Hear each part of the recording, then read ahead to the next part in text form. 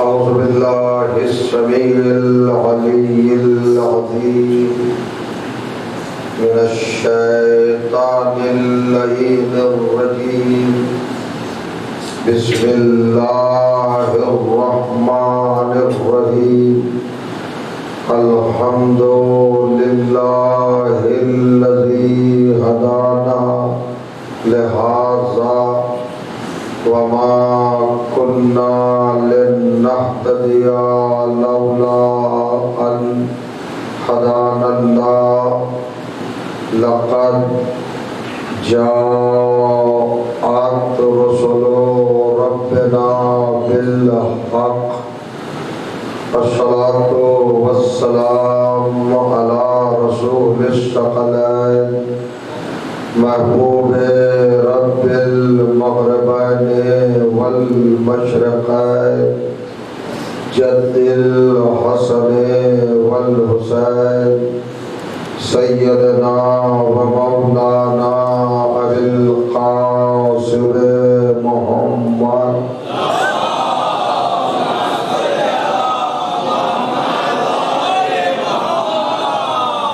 وأهل بيته الطيبين الطاهرين المعصومين المظلومين وأصحابه المنتجبين ولعنة الله على أعدائهم أجمعين من يومنا هذا إلى يوم الدين. أما بعد فقد قال سبحانه وتعالى بسم الله الرحمن الرحيم. إذ ابتلى إبراهيم ربه بكلمات فأتمهن قال إني جاعلك للناس إماما قال ومن ذريتي قال لا ينال عهد الظالمين. صلى الله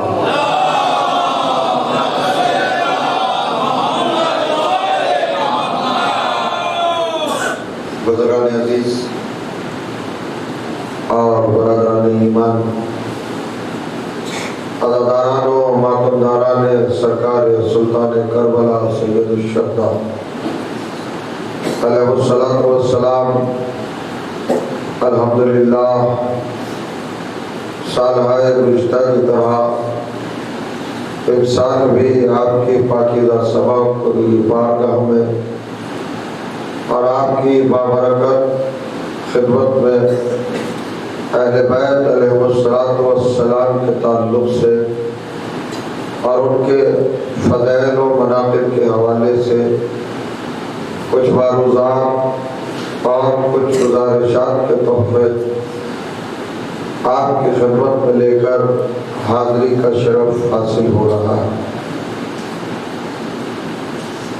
عنوان کلام کے طور پر قرآن مجید کی جس گرامی آیت کو تلاوت کرنے کا شرف حاصل کیا، یہ مقدس اور مطہر آیت کلام الہی کے دوسرے سورہ یعنی سورہ مبارکہ البقرہ کی 124ویں آیت ہے۔ اس آیت کے حوالے سے، اس آیت کے ذریعے سے اور اس آیت کے توسل اور وسیلے سے کائنات کا پروردگار عظمت امام اور قرآن مجید کے موضوع پر گفتگو فرما رہا ہے، یعنی عالم انسانیت اور جہان بشریت کو یہ بتایا جا رہا ہے کہ ہم نے امامت کے منصب کو، امامت کے عہدے کو، امامت کے مقام کو اور امامت کی ہستی کو کتنا عظیم، کتنا اہم، کتنا باوقار، کتنا معزز اور کتنا رفیع الشان اور عظیم المرتبت قرار دیا ہے۔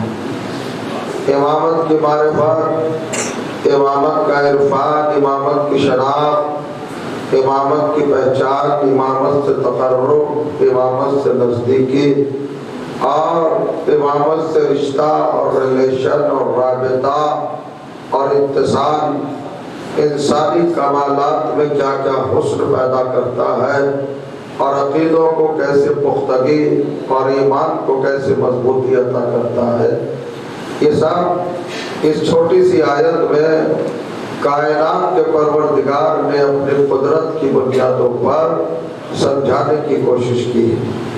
چونکہ کائنات میں اور اس پوری دنیا میں اور اس پورے یونیورس میں صرف ہماری قوم، ہماری ملت، ہمارا مذہب، ہماری جماعت، ہمارا گروہ یعنی شیعیان علی ہی امامیہ کہلاتے ہیں، یعنی انہی کا تعلق امامت سے ہے، انہی کا رشتہ اور انہی کا ارتباط اور انہی کا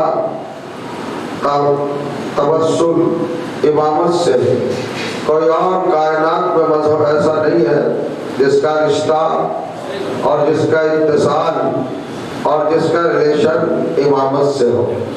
یہ شرف، یہ سعادت اور یہ بلندی اور یہ اہمیت اور یہ خالق کی طرف سے نعمت اور سعادت ہمیں کو حاصل ہے، لہذا ہمیں پر ضروری ہے، واجب ہے، لازم ہے اور بہت حد تک ہمارے اوپر یہ بات ڈیو ہے کہ ہم امامت کو پہچاننے کی کوشش کریں اور ہم امامت کے فریضے کو ادا کریں۔ یہ بڑی اہم منزل ہے اور بڑا عظیم رخ ہے۔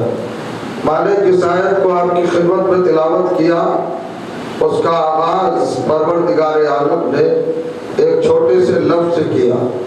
ارشاد ہوتا ہے اذ ابتلی ابراہیم ربہ بکلمات، وہ وقت یاد کرو، وہ زمانہ یاد کرو، وہ لمحہ، وہ ٹائم، وہ ساعت، وہ لحظہ، وہ پیریڈ یاد کرو اور زمانے کو یاد دلاؤ، خود بھی تذکرہ کرو اور دنیا کے سامنے اس تذکرے کو بار بار پیش کرو۔ کیا تذکرہ، کیا ذکر، کیا چرچا، کیا بات کہ اللہ نے، رب نے، خالق نے، مالک نے اپنے بندے ابراہیم کا چند کلمات میں امتحان لیا، اختبار لیا، آزمایا، ٹیسٹ لیا، پرکھا، جانچا اور انہیں دیکھا بھالا چند کلمات فَأَتَمَّهُنَّ، حضرت ابراہیم کامیاب ہوئے، کامران ہوئے اور وہ اپنی منزل پر فائز البرام ہوئے۔ تو اللہ نے انعام کے طور پر، رزلٹ کے طور پر، پرائز کے طور پر حضرت ابراہیم سے فرمایا انی جعلک للناس اماما، ابراہیم ہم تمہیں لوگوں کا امام بنا رہے ہیں۔ کب امام بنا رہے ہیں؟ صلوات پڑھے محمد۔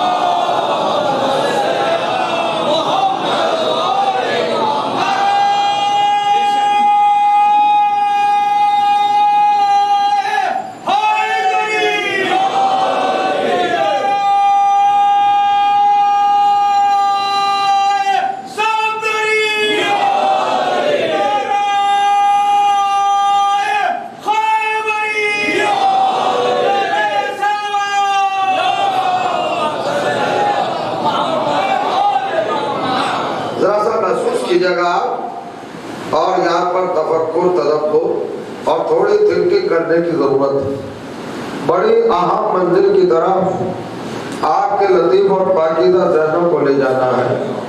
اللہ تذکرہ کر رہا ہے امامت کے حوالے سے اپنے بندے ابراہیم کا، اپنے خلیل حضرت ابراہیم کا کہ ہم نے امتحان لیا، آزمایا، پرکھا اور ان کو امامت جیسا منصب عطا کیا، امامت جیسی ڈگری اور امامت جیسا رتبہ اور امامت جیسا عہدہ ہم نے ان کو عطا کیا۔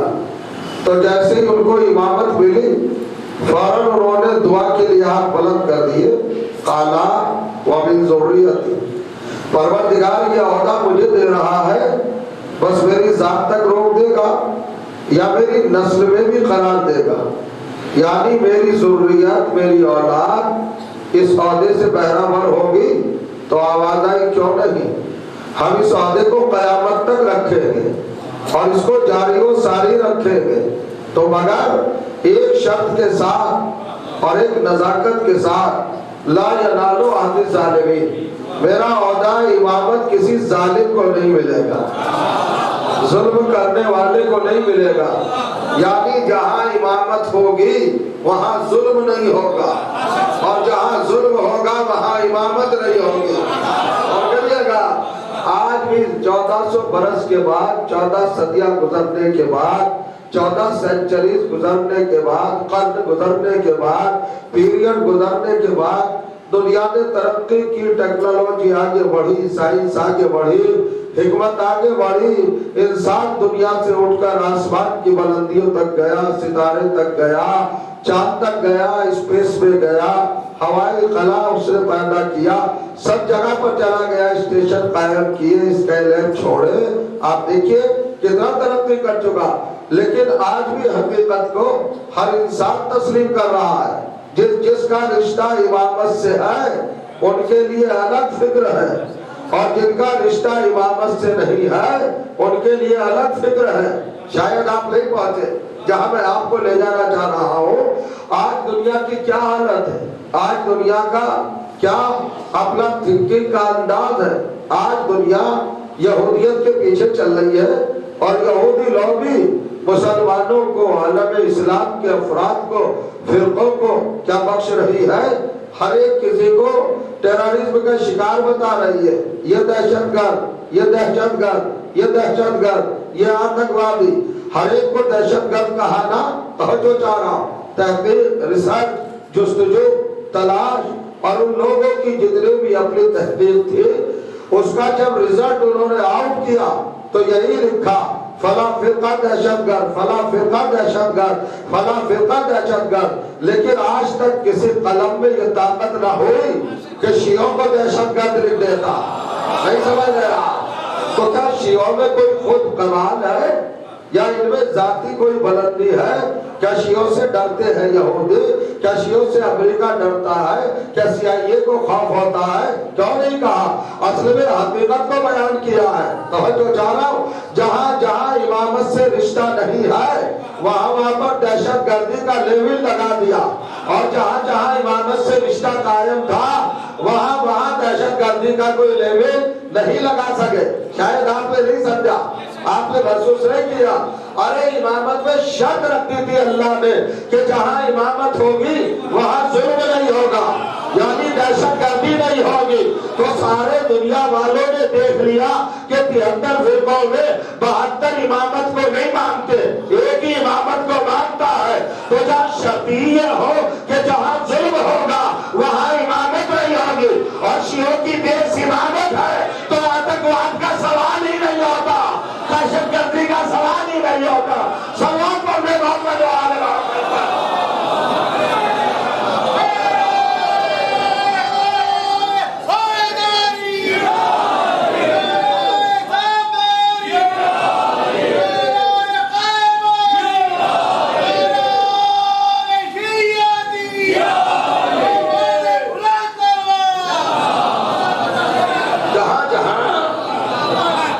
دیکھ رہے ہیں آپ پر الزام نہیں لگا سکے، آپ پر تہمت اور آپ پر بلیم نہیں آ سکا کہ آپ دہشت گرد ہیں، آپ ٹیررسٹ ہیں، آپ کے اندر ٹیررزم ہے، آپ کے اندر فساد ہے، یا آپ آتنکوادی ہیں یا اگروادی ہیں۔ کیوں؟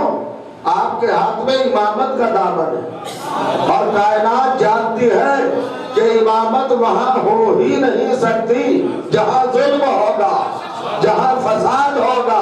تو امامت کو ماننے کا دنیاوی فائدہ تو یہی سامنے نظر ہو گیا۔ نہیں سمجھ رہے آپ کہ امامت کا دامن پکڑنے سے کم یہ فائدہ تو ملا کہ دوسرے دہشت گردی کی زد میں آ گئے لیکن ہم نہ آ سکے۔ صلوات پڑھو محمد و آل محمد پر۔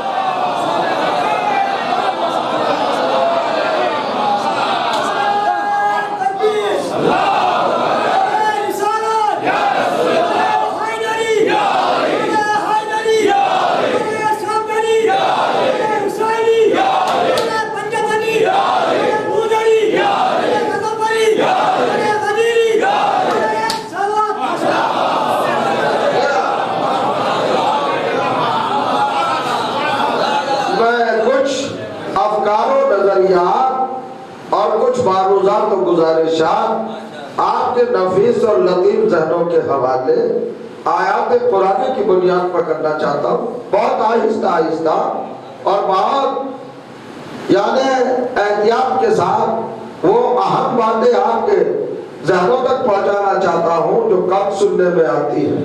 اللہ نے امامت کا عہدہ، امامت کا منصب اور امامت کی پوسٹ کو کہاں رکھا، کہاں قرار دیا، احتیاط دیکھیے، انتظام دیکھیے۔ اللہ کی طرف سے اس کا اہتمام ملاحظہ فرمایا، یعنی اللہ نے عصمتوں کے کرداروں کو کیٹاگریز میں بانٹا ہے۔ عصمت کے کرداروں کی کیٹاگریز ہے۔ عصمت کیسے ظاہر ہوگی، معصوم کیسے ظاہر ہوگا؟ اللہ کے گھر کے معصوم بندے، وہ معصوم کردار، وہ معصوم کیریکٹرز، وہ معصوم ہستیاں اور وہ معصوم ذاتیں، وہ معصوم شخصیتیں، وہ معصوم پرسنالٹیز جن کو اللہ نے رہبری کے لیے چنا، ہدایت کے لیے چنا، رہنمائی کے لیے چنا، پیشوائی کے لیے چنا، انسانیت کی گائیڈنس کے لیے چنا، انسان کی ہدایت کے لیے منتخب کیا، راہ نجات معین کرنے کے لیے جن کا تعاون کیا۔ وہ کردار اور وہ کیریکٹر 5 منزلوں سے گزرے۔ توجہ چاہ رہا ہوں، عصمت کی پہلی منزل کا نام ہے خلافت، غور کریے گا۔ عصمت کی دوسری منزل کا نام ہے نبوت۔ اسلام کی تیسری، عصمت کی تیسری منزل کا نام ہے رسالت، اور عصمت کی چوتھی منزل کا نام ہے خلت، اور عصمت کی 5ویں منزل کا نام ہے امامت، یعنی امامت کو آخری میں رکھا۔ عصمت کا کلائمیکس ہے امامت۔ صلوات پڑھے محمد وعلی محمد، اور بہتر صلوات پڑھیے گا محمد وعلی۔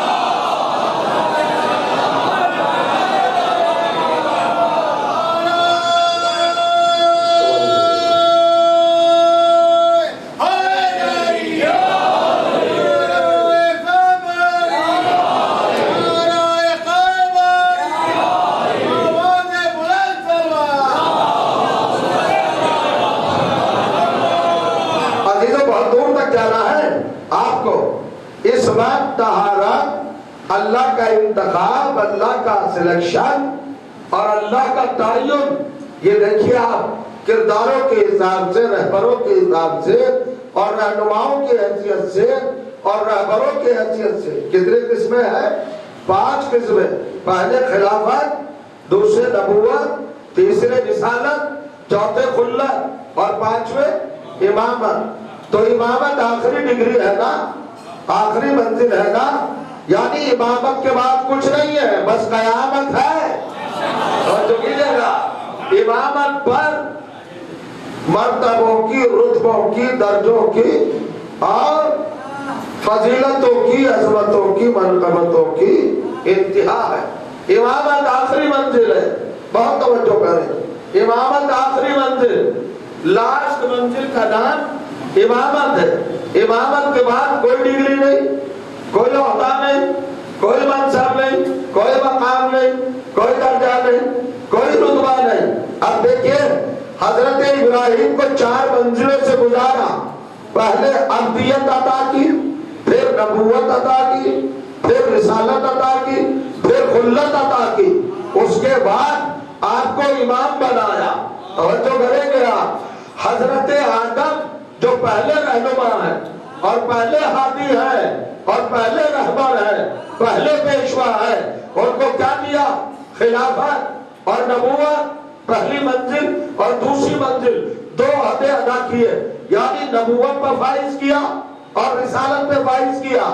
2 پوسٹ، 2 درجے، 2 عہدے، 2 جلالتیں، 2 کرامتیں، 2 فضیلتیں، 2 عظمتیں، 2 رفعتیں، 2 شان، 2 شوکتیں، 2 کیفیتیں، 2 صفتیں، 2 صداقتیں، 2 حقیقتیں، 2 عدالتیں، 2 عصمتیں، 2 منصب۔ کیا کہا؟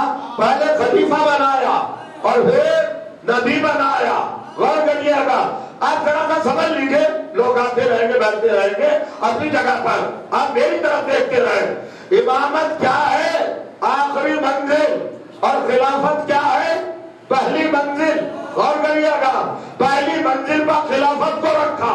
خلافت ترقی کرے گی تو نبوت بنے گی، نبوت ترقی کرے گی تو رسالت میں کنورٹ ہوگی، رسالت ترقی کرے گی تو خلت میں تبدیل ہوگی، اور خلت اپنی آخری منزل پر پہنچے گی تو امامت کا آغاز ہوگا۔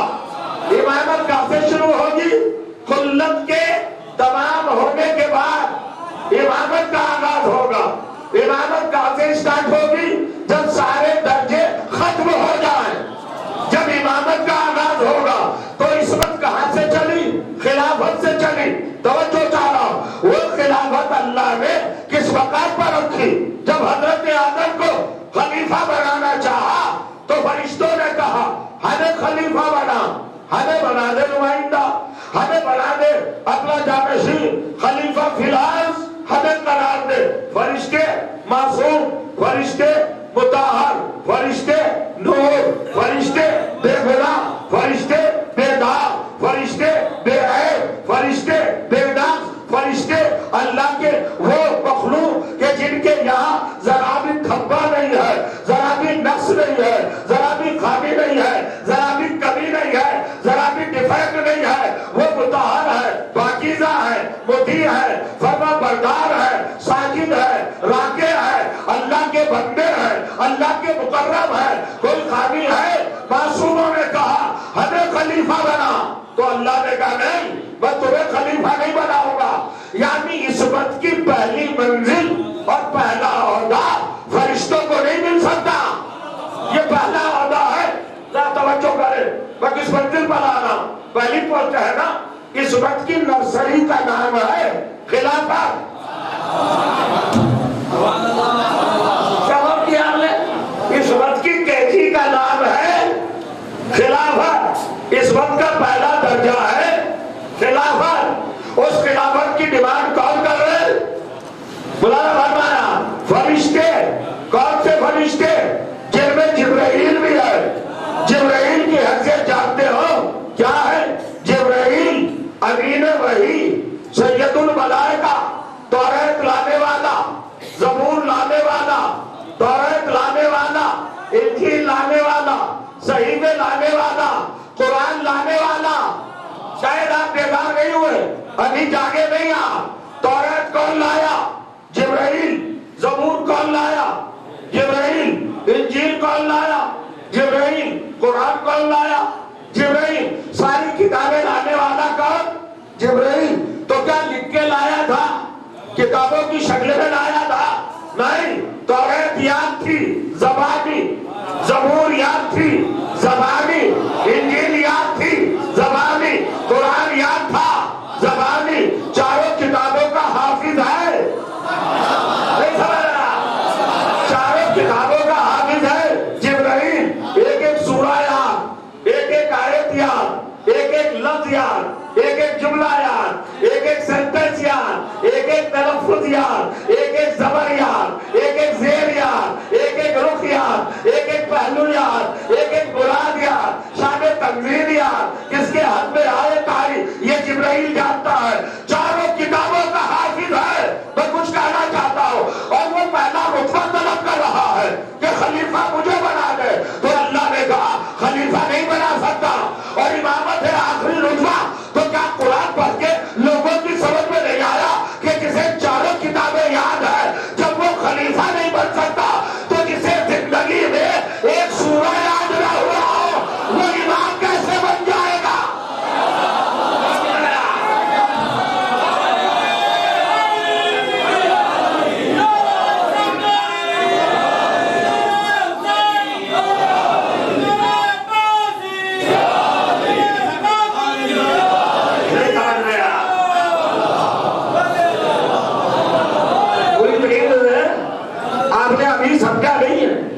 ابھی محسوس نہیں کیا؟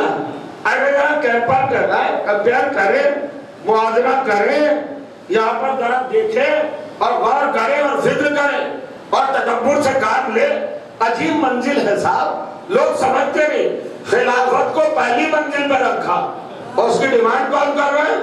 فرشتے کر رہے ہیں، مگر اللہ نے کہا نہیں، ہم تمہیں خلیفہ نہیں بنا سکتے. توجہ چاہ رہا ہوں. تو یہ خلافت کس کو دی؟ کہا آدم کو دی، فرشتوں کو نہیں دی نا. اب میں کیا آرگومنٹ کروں؟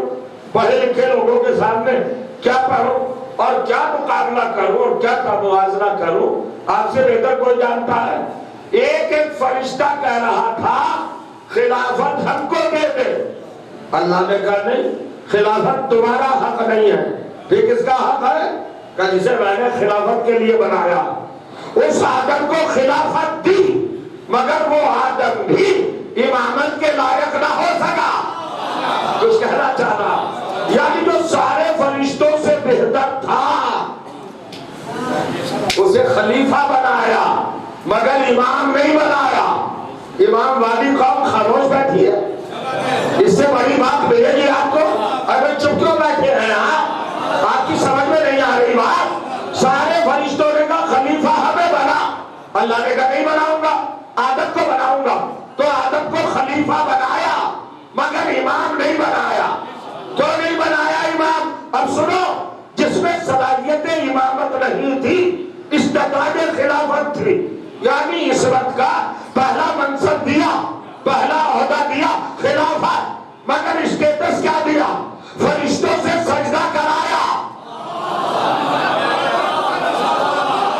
ذرا جاگے، جبرائیل سے سجدہ، میکائیل سے سجدہ، اسرائیل سے سجدہ ہے، جبرائیل سے سجدہ. سارے فرشتوں کو آدم کے سامنے سجدے میں گرا دیا. سب سجدے میں گر پڑے نا. میں کچھ کہنا چاہ رہا ہوں، پروردگار آدم کو فرشتوں سے سجدہ کیوں کرایا؟ کیوں کرایا؟ کہ سجدہ کرانے کا کوئی شوق نہیں تھا. سجدہ میرا حق ہے مگر میں آدم کو کرا رہا ہوں، اس لیے کہ قرآن پڑھنے والوں کی سمجھ میں خلافت کا اسٹیٹس آ جائے اور وہ محسوس کر لے کہ جب اس وقت کا پہلا عہدہ اتنا عظیم ہے تو آخری عہدہ کتنا بلند ہوگا.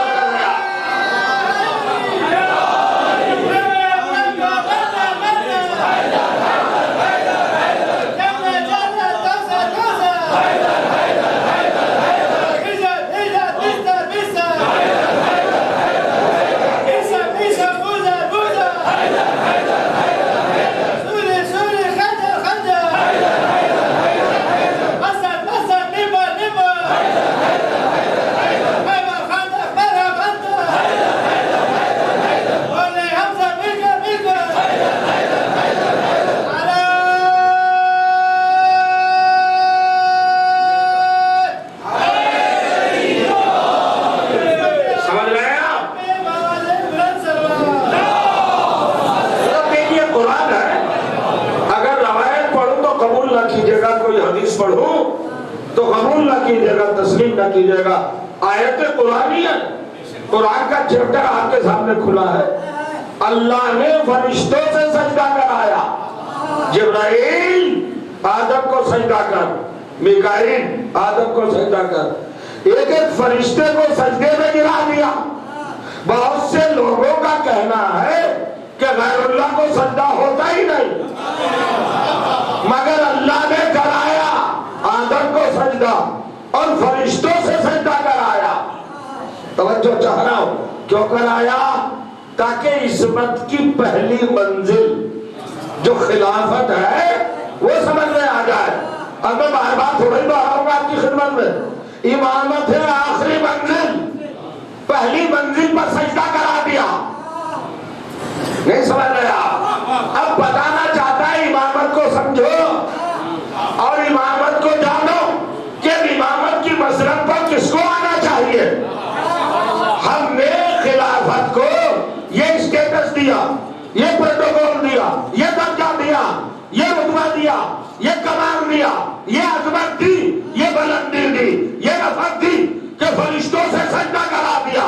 ابھی تو نبوت باقی ہے، رسالت باقی ہے، خلت باقی ہے. آخر میں امامت آئے گی تو جہاں پہلی منزل پر فرشتوں سے سجدہ کرا دیا جائے. اب ایمان کس کو ہونا چاہیے؟ تو اللہ قرآن پڑھنے والوں سے یہی بتانا چاہ رہا تھا کہ جب میں خلافت کو فرشتوں سے سجدہ کرا کر تمہیں بتانا چاہ رہا ہوں کہ پہلی منزل وہ ہے جہاں فرشتے سجدہ کر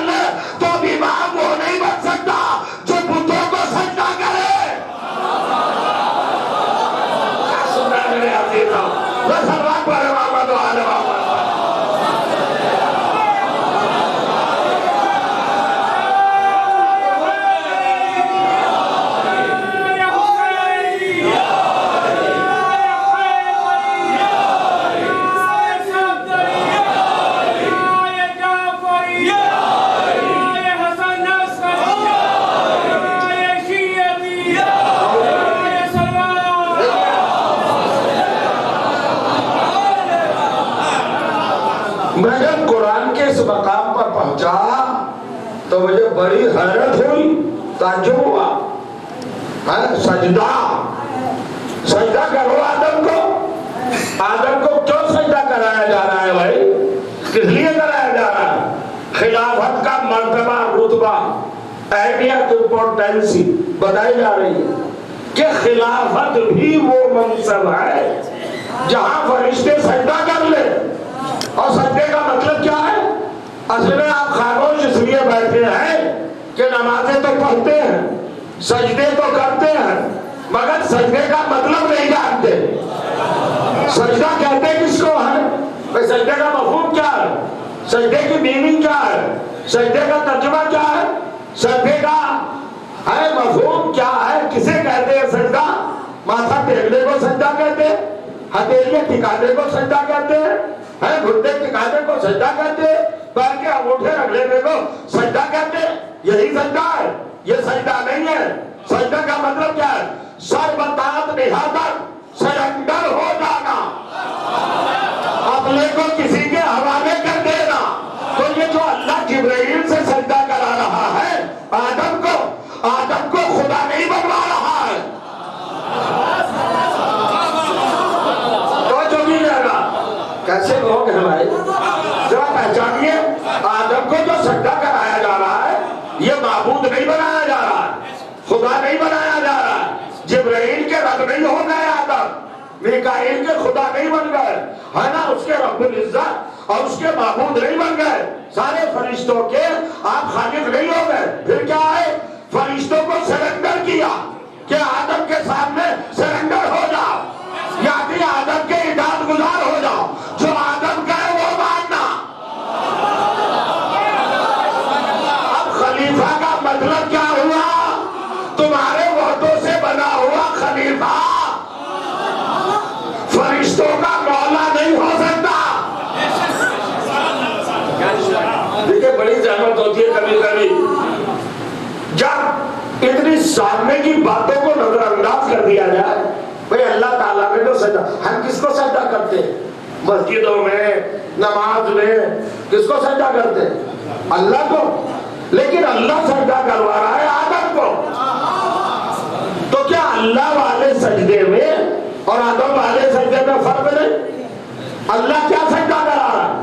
تھا تو میرا حق، تم نے مجھے رب مانا تھا نا کہ جو میں کہوں وہ کرنا۔ اب میں اس منزل پر آدم کو لا رہا ہوں، جو آدم کہے وہ کرنا۔ جبرائیل جو میرا آدم کہے بات ماننا، میکائیل جو آدم کہے بات ماننا، اسرافیل جو آدم کہے بات ماننا، اسرائیل جو آدم کہے بات ماننا۔ چار بڑے فرشتے ہیں نا، روح قبض کرنے والا اسرائیل، ملک الموت ہوائیں چلانے والا، بارش برسانے والا، رزق تقسیم کرنے والا، رزق اتارنے والا، ہے نا میکائیل۔ میں کچھ کہنا چاہ رہا ہوں، آسمانوں کا موکل اسرائیل، یہ سارے فرشتے ہیں نا، اور جبرائیل وہی لانے والا۔ ارے قرآن پڑھیے، والمدبرات امرا، یہ کائنات کا کاروبار کون چلاتا ہے؟ یہ سورج کون نکالتا ہے؟ فرشتے۔ یہ چاند کون نکالتا ہے؟ فرشتے۔ یہ ماں کے شکم میں بچوں کی تصویر کون بناتا ہے؟ فرشتے۔ یہ رزق کون پہنچاتے ہیں؟ فرشتے۔ یہ بارش کون برساتے ہیں؟ فرشتے۔ یہ ہوا کون چلاتے ہیں؟ فرشتے۔ یہ روح کون نکالتے ہیں؟ فرشتے۔ یہ روح کون ڈالتے ہیں؟ فرشتے۔ یہ زندگی کون دیتے ہیں؟ فرشتے۔ یہ موت کون دیتے ہیں؟ فرشتے۔ یہ پہاڑوں کو قائم کون کرتے ہیں؟ فرشتے۔ یہ آسمان کو گردش کون دیتے ہیں؟ فرشتے۔ یہ زمین کو کون گھماتے ہیں؟ فرشتے۔ یہ ستاروں کو کون طلوع کرتے ہیں؟ فرشتے۔ یہ آکسیجن کون بناتے ہیں؟ فرشتے۔ یہ ہوائیں کون چلاتے ہیں؟ فرشتے۔ یہ سانس کون دیتے ہیں؟ فرشتے۔ یہ رات کون لاتے ہیں؟ فرشتے۔ یہ دن کا اجالا کون دیتے ہیں؟ فرشتے۔ والمدبرات امرا، خالق کی کائنات کی تدبیر کرنے والے فرشتوں کی قسم۔ کون جو چاہ رہا؟ کائنات کا کام کون کرتے ہیں؟ فرشتے کرتے ہیں نا، ہر کام فرشتے کر رہے ہیں۔ ان فرشتوں کو اللہ نے آدم کے سامنے سجدے میں گرا دیا۔ کیا مطلب؟ یعنی سرنڈر ہو جاؤ۔ اگر آدم کا سورج سورج آدم کا ہے کہ میکائیل نکال تو پلٹانا پڑے گا. اگر کوئی فرشتہ روح لے کے چلا اور آدم کہتے واپس لا، سلوات پڑھے محمد و آل محمد.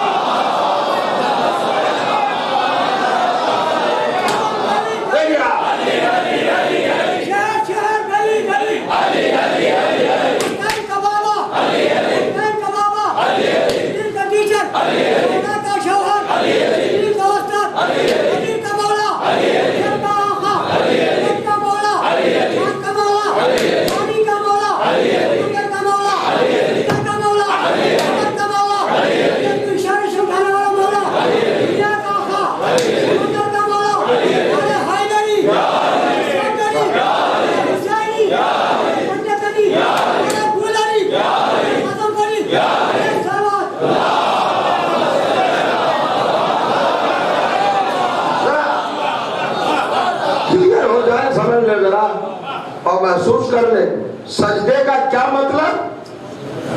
عہد اطاعت. اور جو چاہ رہا ہوں پرومس، یعنی آدم کی بات مانیں گے.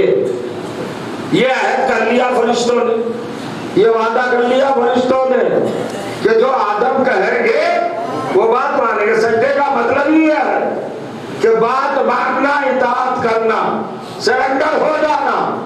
پڑھے لکھے لوگوں کے سامنے اور میں کیا بیان کر سکتا ہوں؟ سجدے کا مطلب گر جانا نہیں، بلکہ کسی طاقت کو اپنے سے بڑا اور اس کے حوالے اپنے آپ کو کر دینا، اس کا فرما بردار بن جانا. تو سارا کام کون چلاتا ہے؟ کائنات کا فرشتے. اور فرشتوں کو گرا دیا آدم کے قدموں میں، یعنی آدم کا مطیع بنا دیا.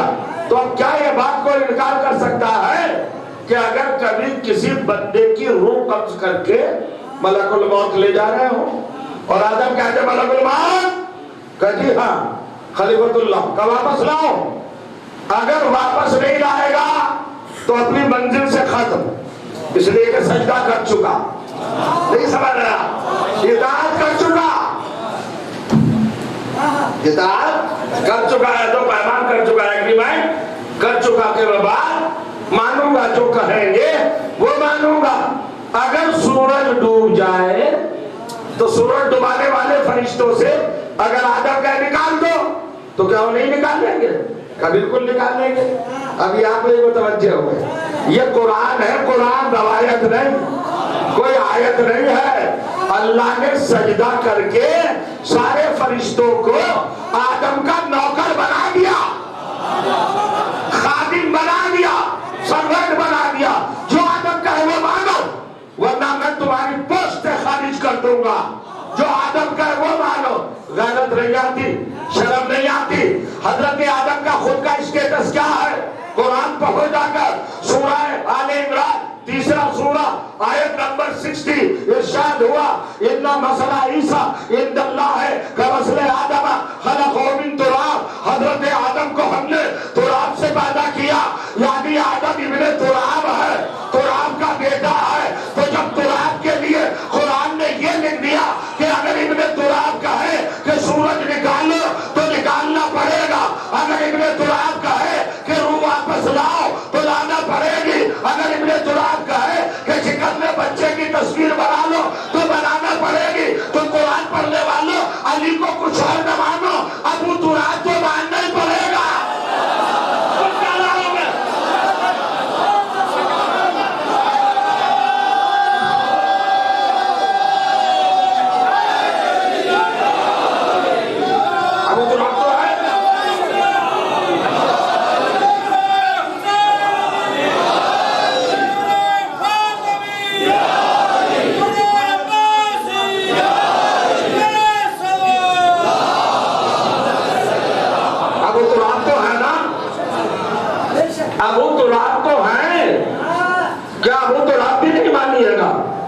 ابو تراب تو ہے.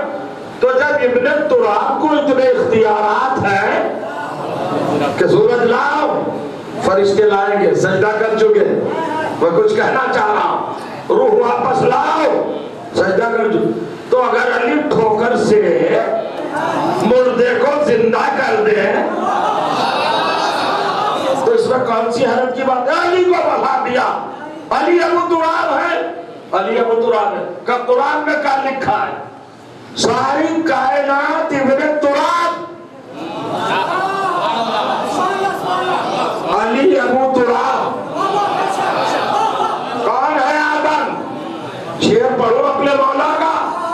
الناس من جہت التمثال اکفاء ابوہم آدم والام حواء. دنیا کے سب انسان اپنی حقیقت کے اعتبار سے برابر ہے. سب بھائی بھائی ہیں. سب کا باپ آدم ہے اور سب کی ماں حوا ہے. تو سب کا باپ آدم ہے نا. ابن تراب سب کا باپ اکیلا ہے ابو تراب جس کا نام ہے علی. تراب کا باپ, زمین کا باپ. تو اب یہ بتاؤ مجھے, اگر ابو تراب علی ہے تو ام تراب کون ہے؟ ام تراب بھی تو کوئی ہوگی نا. یہ بات ہے. اب آپ میری طرف دیکھ لیں, ام تراب بھی کچھ ہوگی. کہیں ہے ام تراب؟ زمین کی ماں, زمین کا باپ, زمین کے بیٹے, تو نسل تو چلے نا. ام تراب کیا ہے؟ تو آپ اگر قرآن جا کے پڑھیے تو آپ کو پتا چلے گا جہاں اللہ نے اپنا گھر بنوایا اس جگہ کا نام رکھا ام القریٰ. ام القریٰ کیا ہے؟ ام القریٰ یعنی زمینوں کی ماں. ام القریٰ کیا مطلب ہے حضور؟ قریوں کی ماں, زمینوں کی ماں. مکے کا ٹائٹل بھی ام القریٰ, رسول کا لقب بھی اسی لیے امی کہ مکے کے رہنے والے, ام القریٰ کے رہنے والے. ام القریٰ کس زمین کا نام؟ مکے کا. جو جاؤ جہاں کعبہ بنا, نافع زمین, مرکز زمین, جہاں سے زمین کا بننا آغاز ہوا, وہ پوائنٹ, وہ نقطہ, وہ مرکز کعبہ کا بنوایا اللہ نے, ام القریٰ. اور جب تاریخ پڑھو کہ حضرت آدم کا سر کہاں سے بنا, اسی زمین سے بنا.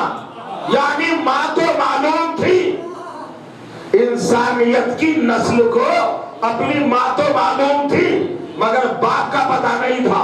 کچھ کہنا چاہ رہا ہوں, شاید بڑی بات ہو جائے.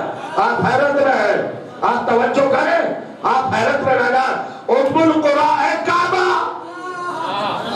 ام القریٰ کعبہ. کعبے میں کون پیدا ہوا؟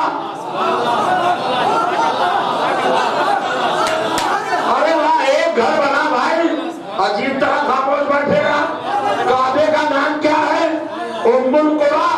تو جب یہ ام القریٰ ہے تو اس میں آنے کا حق کس کو ہے؟ کون آئے گا؟ یہی وجہ ہے کہ کعبے میں نہ آدم پیدا ہوا, نہ نوح پیدا ہوا, نہ ابراہیم پیدا ہوا, نہ موسیٰ پیدا ہوا, علی پیدا ہوا ہے. چونکہ ابو تراب تھا. ابھی بھی ایک ہفتے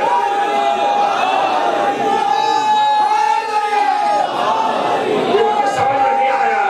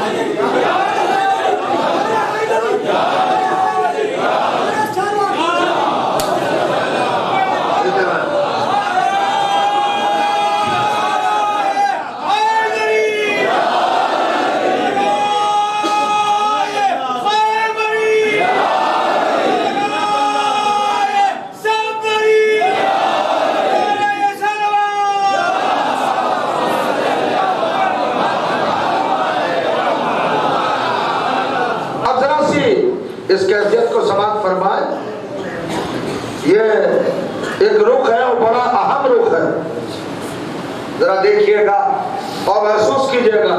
علی ابو تراب، سب تراب کے بیٹے، علی تراب کے باپ، سب بیٹے ہیں، سب اولاد، سب ابنائے تراب، فرزندان زمین، سب کی ماں زمین ہے۔ اور کریے گا، علی ابو تراب۔ آپ کہیں گے صاحب علی ہی ابو تراب کیوں ہے؟ کہاں لکھا ہے قرآن مجید میں؟ تو قرآن مجید میں تو سبھی کچھ لکھا ہے، دیکھنے والی آنکھیں ہوں اور پڑھنے والا دماغ ہو۔ کہاں لکھا ہوا ہے، کہاں تحریر ہے؟ تو اب ایک آیت آپ کو سناتا ہوں، بہت عجیب و غریب آیت ہے قرآن مجید کا 96 نمبر سورہ، ارشاد ہوا بسم اللہ الرحمن الرحیم، اذا زلزلت الارض زلزالہا۔ وہ وقت یاد کرو جب قیامت آئے گی، اور زلزلت الارض زلزالہا، زمین کو زوردار جھٹکے لگیں گے، زلزلہ آئے گا۔ زلزلہ دیکھا ہے؟ اگر ہلکا سا بھی آ جائے تو انسان پریشان ہو جاتا ہے، اور قیامت کے زلزلے اذا زلزلت الارض زلزالہا، جھٹکے، اتنے جھٹکے ہوں گے، زمین قیامت زلزلوں کی زد میں ہوگی۔ پریشان، انبیاء حیران، مرسلین پریشان، سب لوگ تھروا رہے ہوں گے، کانپ رہے ہوں گے۔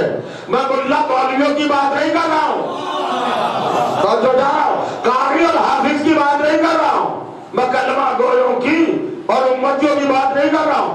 انبیاء، مرسلین، اولو العزم، پیغمبر، توجہ چاہ رہا ہوں، صاحبان کتاب، صاحبان امت، صاحبان شریعت، صاحبان کلمہ، صاحبان عزم، پیغمبر ڈر رہے ہوں گے۔ ارتعاش، لرزش، کپکپاہٹ، حیرت، دہشت، وحشت، خوف، ہراس، کیا کہنا، پسینہ، استغراق، استعجاب، یہ ساری باتیں قیامت میں ہوں گی۔ سب ڈر رہے ہوں گے، اس لیے کہ آدم لرز رہے ہوں گے، زمین رکتی نہیں، نوح گھبرا رہے ہوں گے، زمین پھیلتی نہیں، ابراہیم کو پسینے آ رہے ہوں گے، زمین کو قرار نہیں ہے، حضرت موسیٰ کانپ رہے ہوں گے کہ زمین کو استقرار نہیں ہے، حضرت عیسیٰ کا عجب حال ہوگا کہ زمین اپنی جگہ پر پھیلتی نہیں ہے۔ ایسے میں قرآن کہتا ہے اذا زلزلت الارض زلزالہا واخرجت الارض اثقالہا وقال الانسان ما لہا، تو اس وقت ایک انسان کہے گا چپ بیٹھ،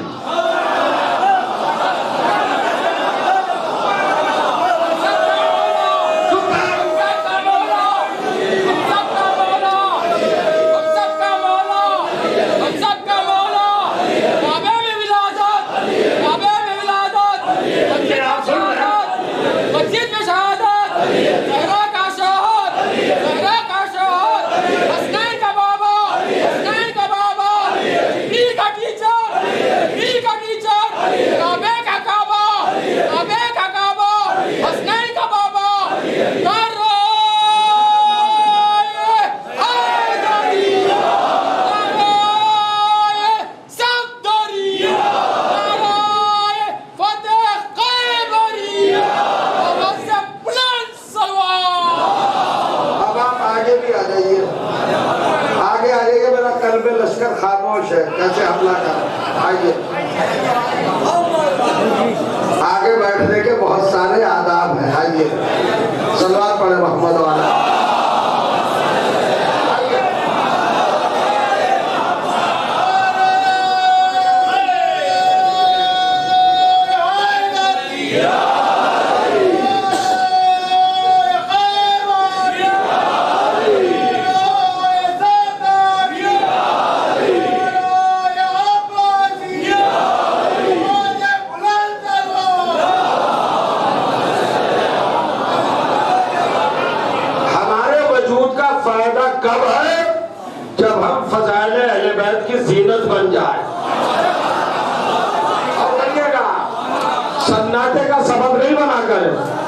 اپنی ذاتی باتوں میں اگر خاموش رہتے ہو تو فضائل میں بھی خاموش بیٹھ جائیے. ہم لڑ تو لیتے ہیں اچھی طرح لیکن فضائل میں ہماری زبان کیوں رک جاتی؟ نہیں رکنا چاہیے. توجہ چاہ رہا ہوں، بولیے تاکہ اس کو عظمت ملے.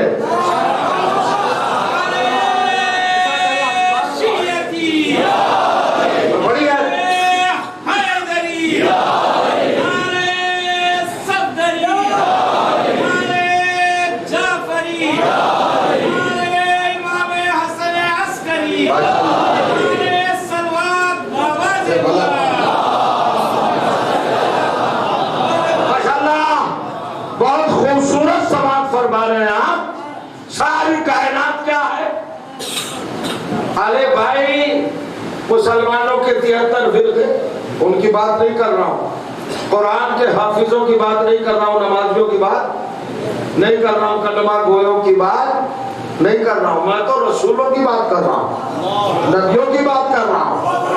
ابھی میں نے ایک آیت پڑھی ہے نا، قرآن کی آیات کو نظر انداز نہ کیا کیجئے، لائٹ نہ لیا کیجئے، ہلکے میں نہ لیا کیجئے. ابھی میں ایک آیت پڑھ کے گیا ہوں سورہ آل عمران 3 سورہ کی 60 آیت. کیا آیت ہے؟ اِنَّا مَثَلَ عِیسیٰ عِنْدَ اللَّهِ كَمَثَلِ آدَمَ خَلَقَهُ مِنْ تُرَابٍ. اللہ نے اس آیت میں 2 نبیوں کا نام لیا، عیسیٰ کا اور آدم کا. آپ نے اس میں خوبی نہیں دیکھی؟ سارے نبی آدم اور عیسیٰ کے درمیان ہیں. آپ غلط فہمی میں نہ رہیے گا. محمد مصطفیٰ اس سلسلے میں نہیں آتے. کہاں جاگ رہے آپ؟ میں یہ کہنا چاہتا ہوں کہ حضرت عیسیٰ تک کے نبی 1,23,999 نہیں 98. ایک تو میرا بچا ہوا ہے نا. اور کہیے گا یہ سارے کون ہیں؟ آدم کی اولاد. محمد آدم کی اولاد میں نہیں ہے، علی اولاد آدم نہیں ہے، حسن و حسین اولاد آدم نہیں ہے، اہل بیت اولاد آدم نہیں ہے. الزام نہ لگانا، اگر سمجھ میں نہ آئے تو مجھے ممبر چھوڑنے سے پہلے پوچھ لینا. اہل بیت اولاد آدم نہیں ہے، اور میرے پاس قرآن کی آیت ہے. آدم کی اولاد تو ہے جو آدم کے بعد پیدا ہو، لیکن جو آدم سے پہلے موجود ہو.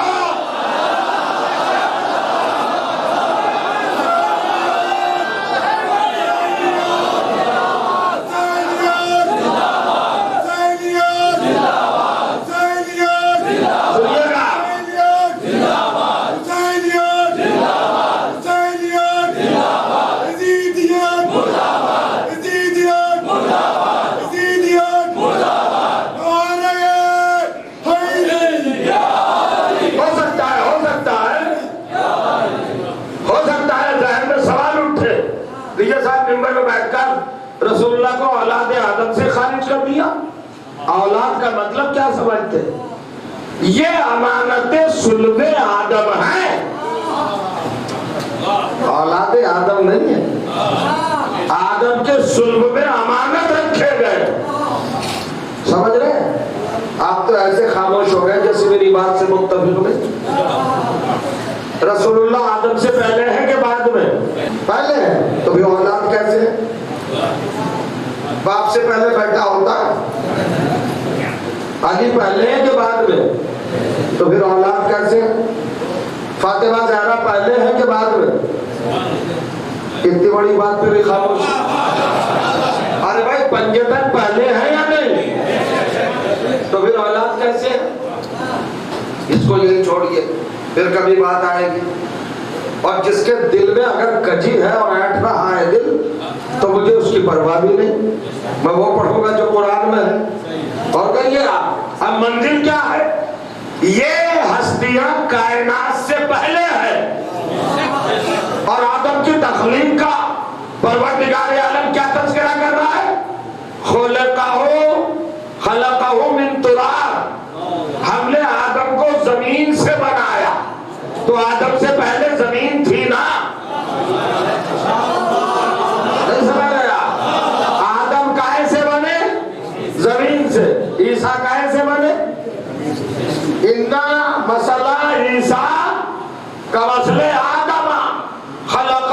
من تراب، اللہ نے دونوں کو تراب سے بنایا. توجہ چاہ رہا ہوں، دونوں کو تراب سے بنایا. اور اب میں ہدیہ کر رہا ہوں ایک جملہ، اور اگر جاگ رہے ہیں آپ، بیدار ہیں آپ، تو لطف سماعت اٹھائیں گے. قبلہ دیکھیے قرآن مجید میں کئی جگہ پر اس مٹی کو جس سے آدم کو بنایا تین کہا گیا.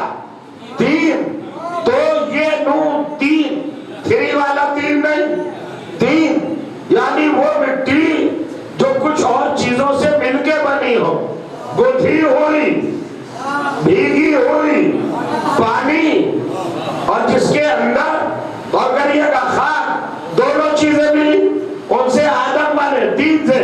مگر یہاں کہا من تراب، آدم اور عیسیٰ کا ذکر کیا اور سارے نبیوں کا، تو یہاں پر من تراب کہا، من تین نہیں کہا، تاکہ نسبت ابو تراب سے ہو جائے. خلقہ من تراب، آدم کو اور عیسیٰ کو ہم نے کائے سے پیدا کیا؟ حضور کائے سے پیدا کیا؟ تراب سے. تو اب بیچ کے جو انبیاء ہیں وہ کائے سے بنے؟ تراب سے.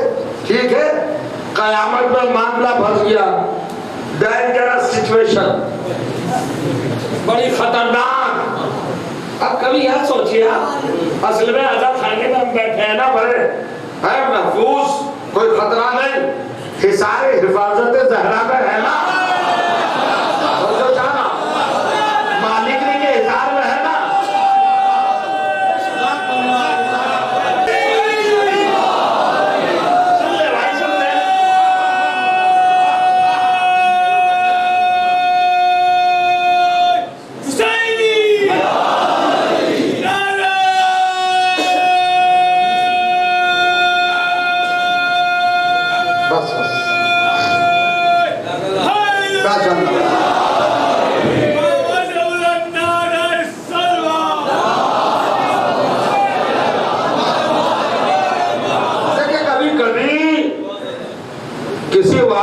سنگینی کا، خطرے کا اور اس کی کیفیتوں کا احساس نہیں ہوتا.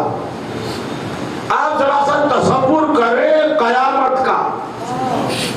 قیامت کی جو منظر کشی کی ہے لوگوں نے، وہ یہ کی ہے کہ باپ بیٹے کو نہیں پہچانے گا، بیٹا باپ کو نہیں پہچانے گا، بیوی شوہر کو بھول جائے گی، شوہر بیوی کو بھول جائے گا. انبیاء کے لیے لکھا ہے نفسی نفسی، ہائے ہائے ہائے میں کیا کروں، میں کیا کروں، یعنی انبیاء پریشان ہوں. یہ قیامت کا منظر ہے، سمجھ رہے ہیں؟ اس قیامت میں سوا نیزے پر سورج. آج کے سائنسدانوں سے پوچھئے، اگر ایک سوت کا 100واں حصہ بھی زمین سورج سے قریب ہو جاتی ہے نا، تو ساری دنیا گنور بن جاتی ہے. کتنا آ جاتا ہے؟ پگھلنے لگتے ہیں لوگ، میٹ ہو جائے. یہ ہے عالم. اور جب سوا نیزے پہ ہوگا سورج، وہ کیا عالم ہوگا؟ اب میں سچویشن نہیں آپ کے سامنے رکھ رہا ہوں، میں تو اہمیت بتانے جا رہا ہوں. جب ایسا عالم ہوگا، سوا نیزے پہ سورج، بلغت الحلقوم الحناجر، کلیجے نکل کر حلق، سینے، چھاتیوں پہ آ جائیں گے، پریشان ہوں گے لوگ. ایسے وقت میں زلزلت الارض زلزالہا، بات سوچو جب زلزلے آئیں گے تو کیا ہوگا. اور یہی نہیں، وَأَخْرَجَتِ الْأَرْضُ أَثْقَالَهَا، زمین کے اندر جو کچھ ہے وہ سب نکال کے پھینک دے گی، ڈھیر لگ جائیں گے، انبار لگ جائیں گے. پریشان ہوگا انسان، جھٹکے جھٹکے، زلزلہ زلزلہ. اس وقت انبیاء، مرسلین، صاحبان شریعت، صاحبان کتاب، صاحبان کلمہ، سب پریشان ہوں گے. تو ایسے موقع پر قرآن کمنٹری کرتا ہے، مجھے نہیں پتا، قال الانسان ما لها، ایک خاص انسان اس وقت ڈانٹ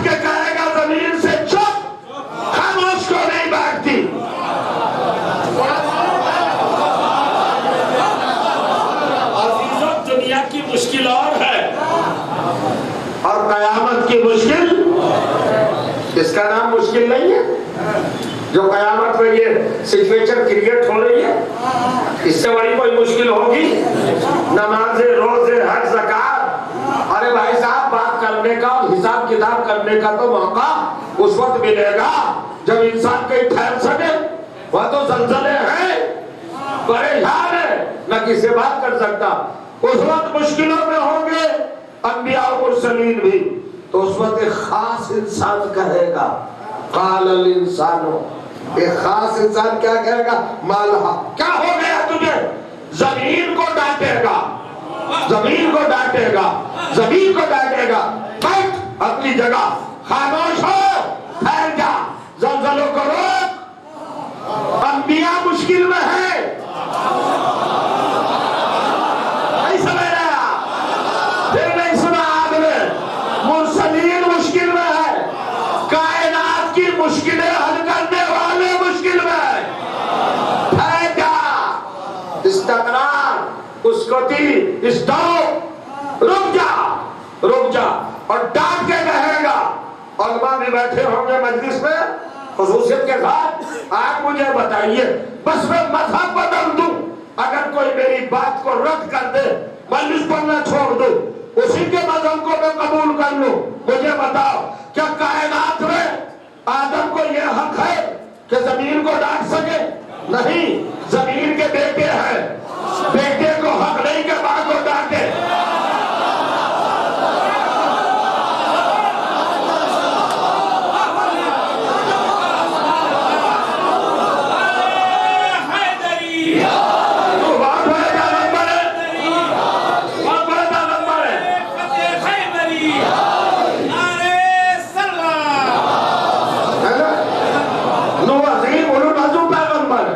مگر حضرت نوح کو حق ہے کہ زمین کو ڈانٹے؟ نہیں، ماں ہے، ماں کا احترام واجب ہے، ماں کے قدموں میں جنت ہے۔ تو مجھے بتاؤ 1,23,999 نبی مرسلین زمین کو نہیں ڈانٹ سکتے، سب زمین کے بیٹے ہیں، تلاش کر کے لاؤ کائنات میں وہ انسان، الانسان ہے، ایک خاص انسان جو حق رکھتا ہے کہ زمین کو ڈانٹے، تو کائنات میں ایک ہی کو حق دیا ہے اللہ نے کہ باپ بیٹی کو ڈانٹ سکتا ہے۔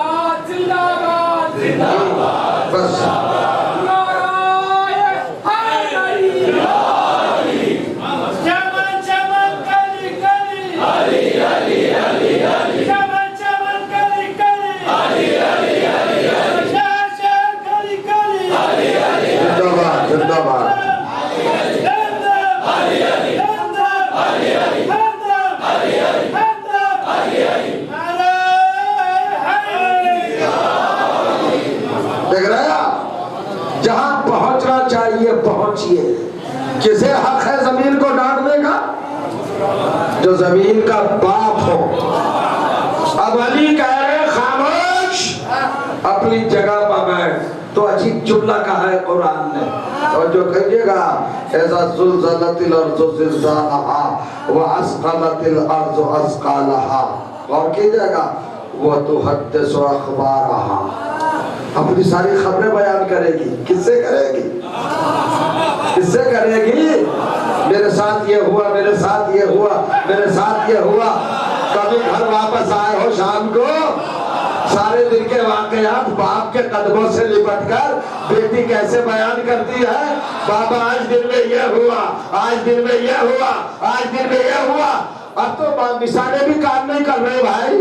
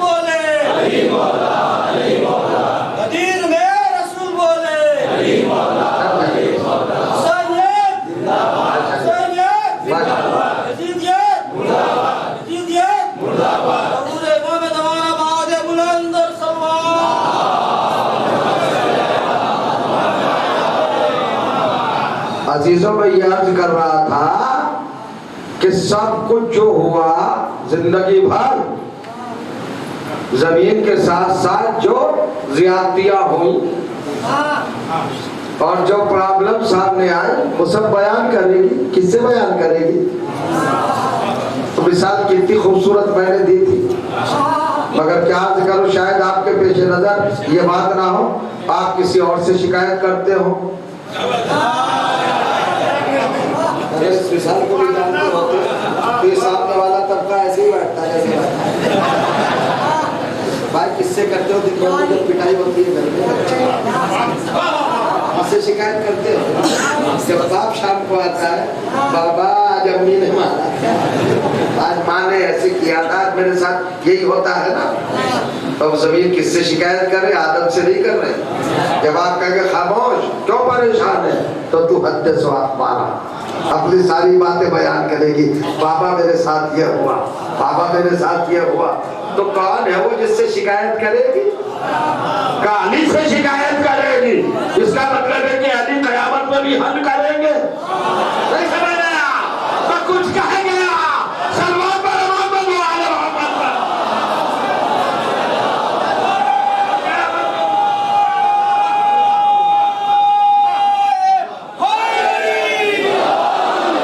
موقع موقع سے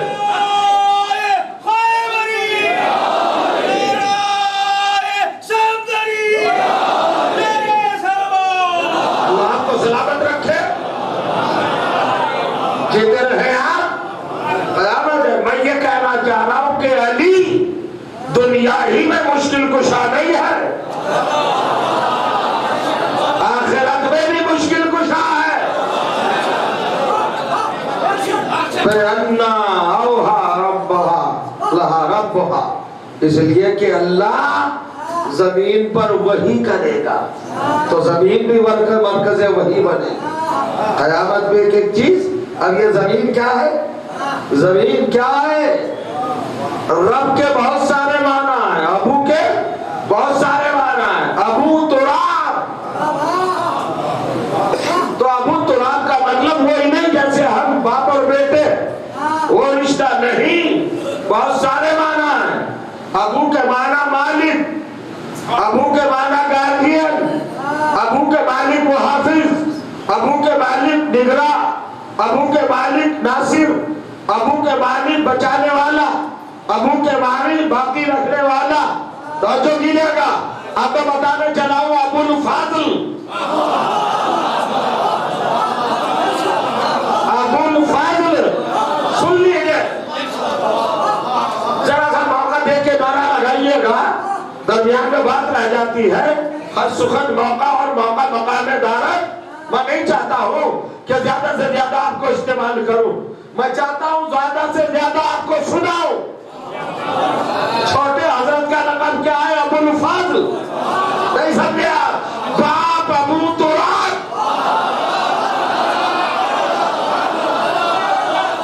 ارے اب تو بول جاؤ بھائی، اب تو بول جاؤ بھائی صاحب، اب تو بول جائیے. چھوٹے حضرت کا تذکرہ ہے.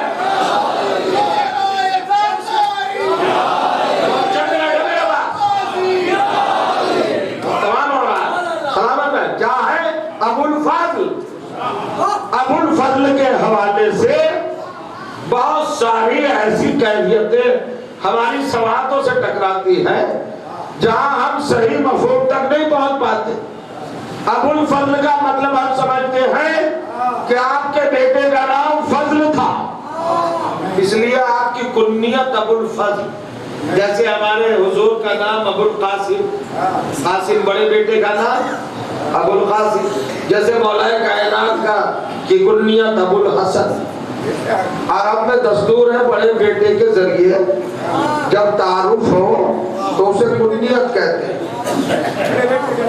بڑے بیٹے کا نام ابو تراب، ابو الحسن، حسن کے بعد ابو الحسین، حسنین کے بعد ابو تراب.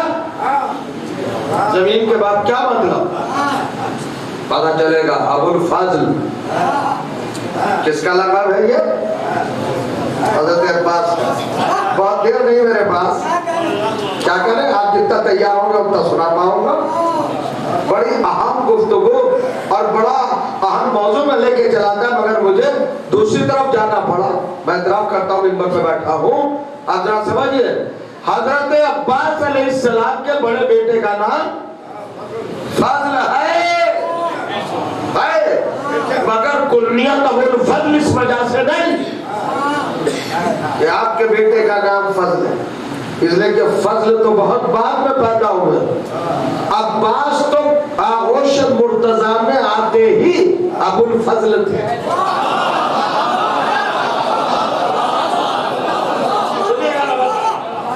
ابو الفضل کنیت نہیں ہے.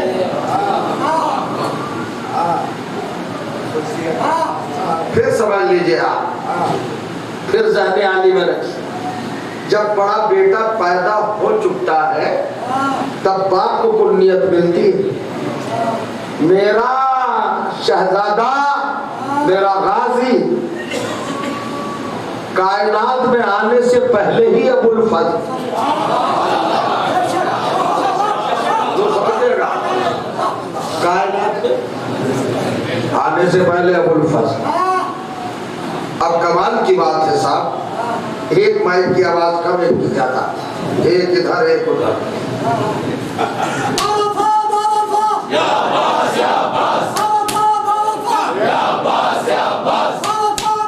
بس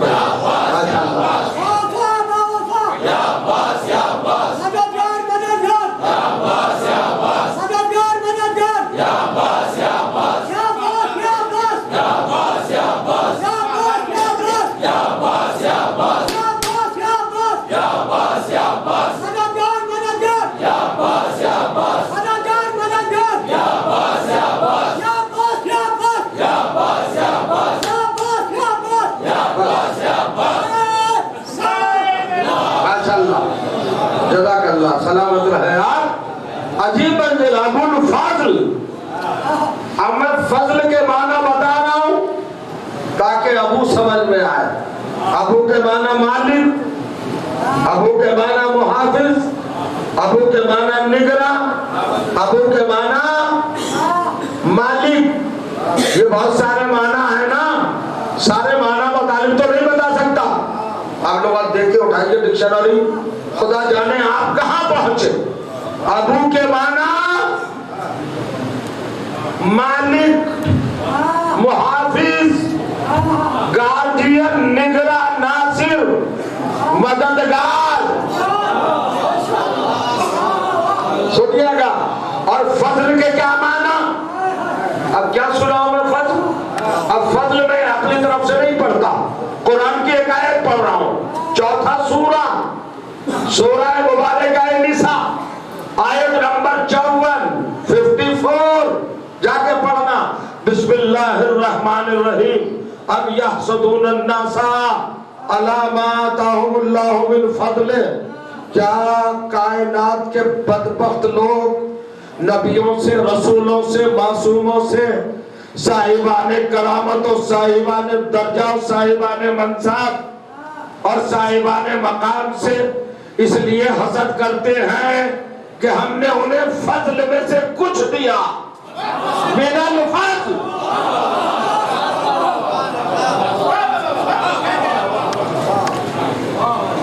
آئیے تشریف لائیں.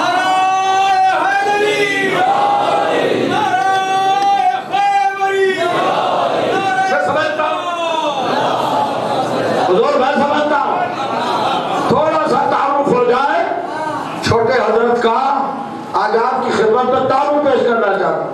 فضل کیا ہے؟ اب میں لغت، ڈکشنری، تفسیر، روایت، درایت، محدث، مفسر، مراوی کسی سے نہیں مدد لینا چاہتا. قرآن مجید سے پوچھو فضل کیا ہے. سارے نبیوں کے لیے، رسولوں کے لیے اللہ نے کیا کہا؟ ان سے لوگ حسد کرتے، جلتے ہیں، جلسی رکھتے ہیں. کیوں؟ آتاہم اللہ من فضل. اللہ نے اپنے فضل سے انہیں کچھ دیا. کچھ من فضل ہی، اپنے فضل سے،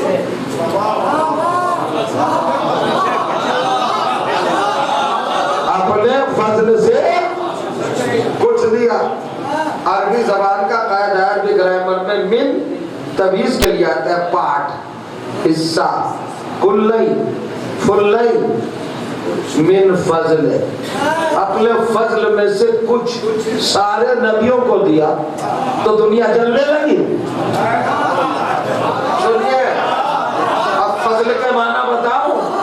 فضل نبوت، فضل رسالت، فضل علم، فضل فضل شجاعت، فضل معجزہ، فضل کرامت، فضل فضیلت، فضل منقبت، فضل رفعت، فضل شان، فضل شوکت، فضل درجہ، فضل منصب، فضل رسالت، فضل صاحب کتاب ہونا، فضل شریعت، فضل فقہ، غور کریے گا، فضل طہارت، فضل علم، فضل جمال، فضل کمال، فضل اللہ کا جلال، ہر چیز فضل ہے۔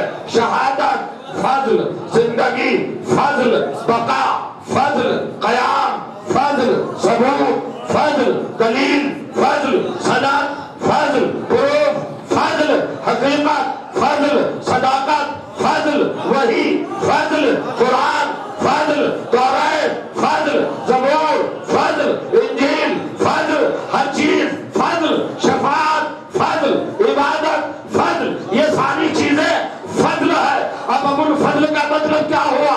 امامت کا محافظ عباس، رسالت کا محافظ عباس، شریعت کا محافظ عباس، امامت کا محافظ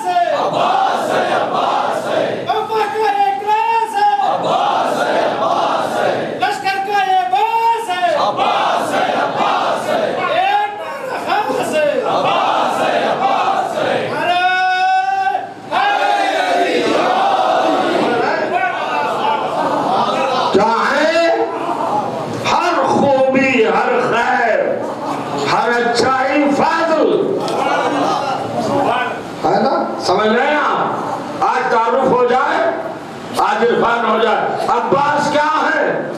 میری قوم، میرا معاشرہ، میری ملت اور میری پاکیزہ ملت کے یہ نونہال، یہ نوجوان، یہ چھوٹے حضرت کے عاشق اور ان پہ جان دینے والے۔ ابھی تک کتنا سمجھے ہیں؟ حضرت عباس کو ذرا سمجھنا، آتاہم اللہ من فضل، من فضل۔ اب میں سمجھانے چلا ہوں میرے دوستوں، بزرگوں کے لیے تو میں پڑھتا ہی نہیں، وہ تو مجھ سے بہتر جانتے ہیں۔ ابھی فضائل کی منزلیں دیکھیے، آپ کی کیفیت کیا ہو گئی؟ منزل فضائل میں ہو، جناب عباس کو پہچاننے کی کوشش کرو۔ کیا ابو الفضل، ابو تراب سے لایا ہوں، باپ کا وارث ہے نا، باپ ابو تراب اور بیٹا۔ اب یہ فضل کیا چیز ہے؟ روئیے گا لیکن فضائل سن لیجیے ذرا اسی شان کے ساتھ۔ فضل کا مطلب، اب تو میرے پاس خدا کی قسم وقت بھی نہیں ہے، جنت فضل، حور فضل، نجات فضل، ہدایت فضل، جنت ماوا، جنت نعیم، جنت عدن، جنت فردوس، جنت عالیہ، جنت خلد، طوبیٰ، سلسبیل، کوثر۔ کیا چیز فضل نہیں؟ بتاؤ مجھے وجود فضل بہت بڑی بات کہہ گیا، یہ بھی نہیں سوچا۔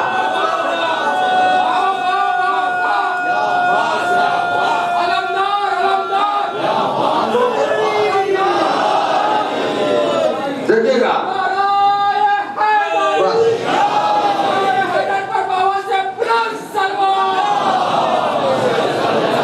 حضور میں کہنا یہ چاہ رہا ہوں کہ ہر خوبی وجود، اس سے بڑی بات نہیں کہہ سکتا، ہر وجود فضل ہے۔ کبھی آپ نے زیارت پڑھی حضرت ابو طالب علیہ السلام کی؟ السلام علیکہ یا شرف الوجود، سلام ہو اس ذات گرامی پر جو وجود کے لیے شرف ہے، ایسا دادا اور ایسا پوتا، وجود فضل، وجود کے لیے شرف دادا، فضل کے لیے ابو، یعنی محافظ ابو الفضل، عباس ابو الفضل ہو گئے نا۔ یہاں تک لے آیا میں، ساری چیزیں انکلوڈ ہیں فضل میں۔ نبوت کو فضل سے الگ نہیں کر سکتے، رسالت کو۔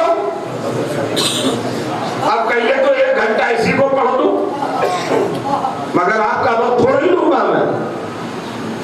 فضل، اب ایک چیز ہے من فضل، من فضل ہی، من فضل کا مطلب کیا ہے؟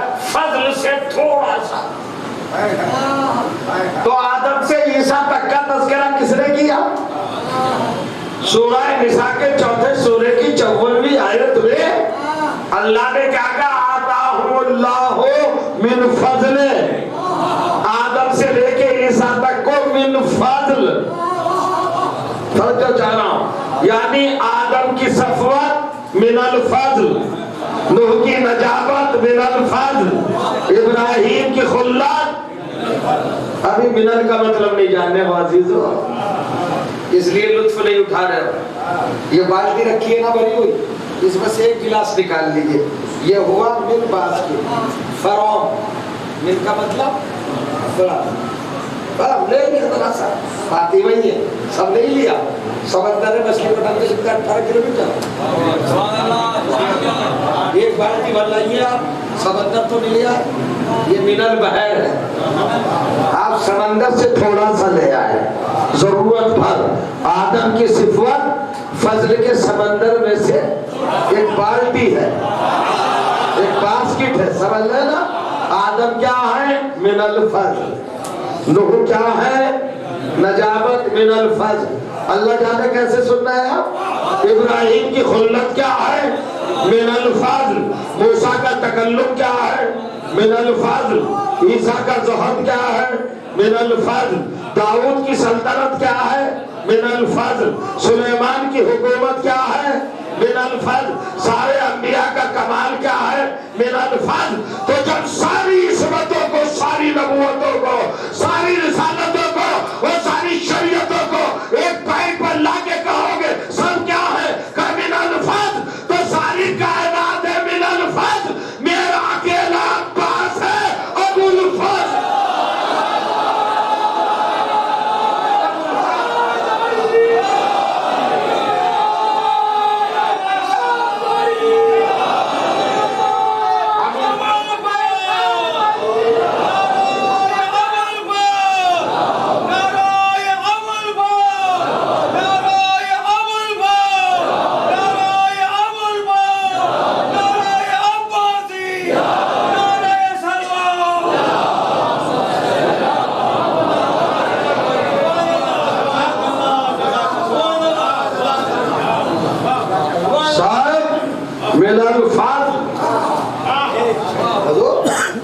سب ہے من الفضل۔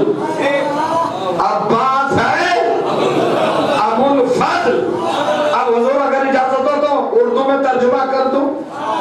یہ من الفضل ابو الفضل تو عربی ہوا نا، اب میں اردو میں ترجمہ کروں نا تو جو جہاں من الفضل کا ترجمہ ہے کچھ کچھ، ابو الفضل کا ترجمہ ہے سب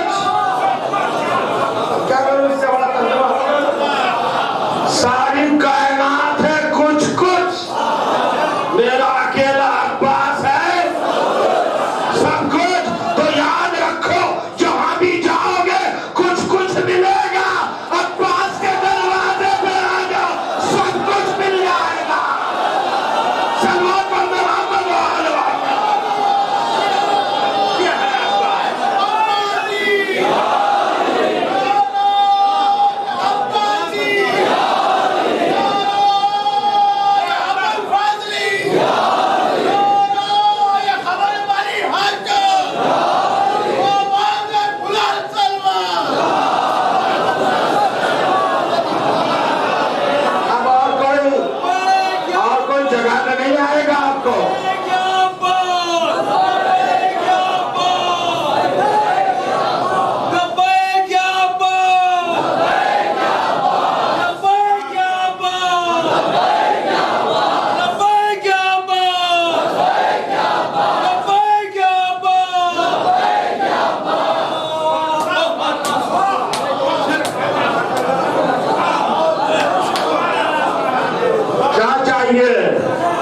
बोलो क्या चाहिए? सब कुछ अब्बास के पास है। क्यों? इसलिए मिलेगा। दूसरी दलील सुनो, अफजलुश शुहदा, लक़ब क्या है? अफजलुश शुहदा, शहीदों में सबसे अफजल। इन शहीदों में रजुल फकीह भी है, वो भी ज़ेरे कमाने अब्बास है। तो जनाब अब्बास का मर्तबा क्या? कौन बता सकता है? कौन समझा सकता है?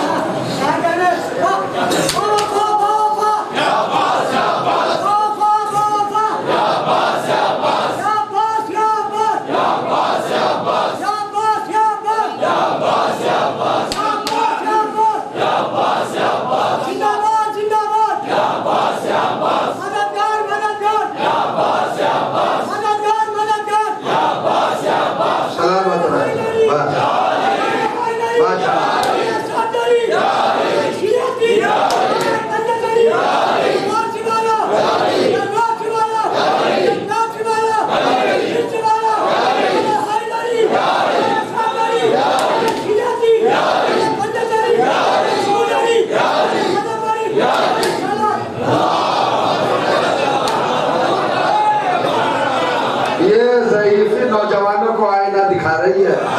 सलमान पढ़ गया वहां।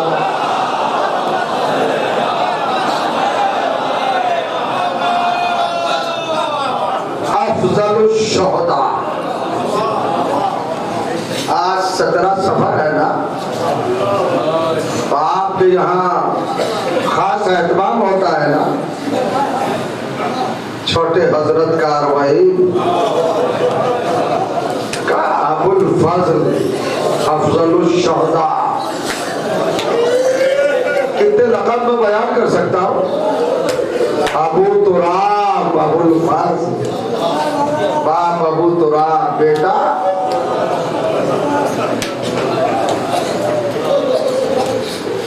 अजी वो गरीब कैफियत है। एक चीज और आपके गोशगुजार कर दो, मेरे सामने अल्लाह इन तशरीफ फरमा हुसैनी परवानों को परवरदिगार हमेशा सलामत रखे, हर तरह की बला से इन्हें महफूज रखे। सब ये मेरे दिल के टुकड़े हैं, बड़े महबूब। ये तो मैं जितने लफ्ज़ दौरान तकरीर कहता हूँ वो आप ही के हक में कहता हूँ, ताकि आप गाफिल ना हो और कोई बात से आप महरूम ना रह जाए, वरना आपका बड़ा मर्तबा है। आप फर्श अदा पे आए, जो फर्श अदा पे आता है उनके तलवों को अपनी पुतलियों से बस करना चाहता और अपने लिए फख्र समझता, इसलिए कि आप बीबी के मेहमान हैं। आप बहुत अजीम है, आपकी बड़ी अजमत है। अगर कभी कभी हम जैसे जाकिरों की ज़बान पर सख्त अल्फाज आया करें तो उनको आप गुस्सा या जलाल ना समझा कीजिए। वो सिर्फ इसलिए होता है कि आप गफलत का शिकार ना हो जाए, नुकसान में ना रह जाए, कोई अच्छी बात आपकी समाज से मिस ना हो जाए, इसलिए ये जुमले कह दिए जाते, वरना साहिबा ने आज़ा का बड़ा मर्तबा है। वक्त मिला तो मैं अर्ज करूँगा। अब एक बात और आपके गोशगुजार करना चाहता हूँ। आप ये बताइए, मौला से आप कितने करीब हैं? सबसे ज्यादा छोटे हजरत से करीब है ना। क्यों? इसलिए कि मेरा ये आका बाबुल हुसैन है,